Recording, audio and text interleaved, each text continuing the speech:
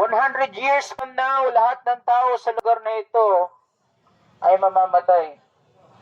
At karamihan ng kaluluwa sa lugar na ito ay mapupunta sa impyerno.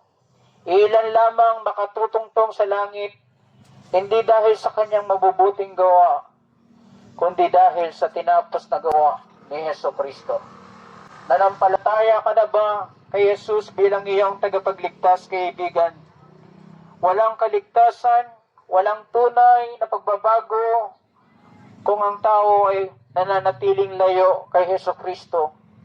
Magsisi po tayo sa ating mga kasalanan at manampalataya sa bugtong na anak ng Diyos.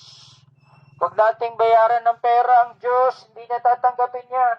Sabi ng Biblia, lumapit kayo sa akin at ialay ninyo ang inyong basag na puso at kayo ay aking hihilumin. Kaibigan, huwag nating bayaran ng Diyos ng pera, hindi niya kailangan yan.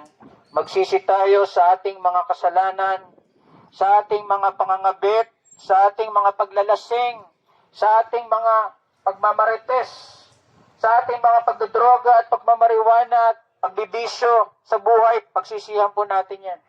Wala ng panahon.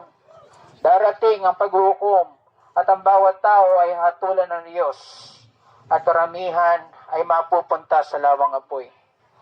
Mas maganda pong narinig nyo ito ngayon na buhay tayo kaysa bawian tayo ng buhay at hindi tayo nabigyan ng babala. Mahal ka ng Diyos, hindi niya nais na ikaw ay mapahamak sa apoy ng impyerno. Isinugo niya ang kanyang bugtong na anak na si Jesus para sa iyo. Magsisi tayo sa ating mga kasalanan at manampalataya sa bugtong na anak ng Diyos.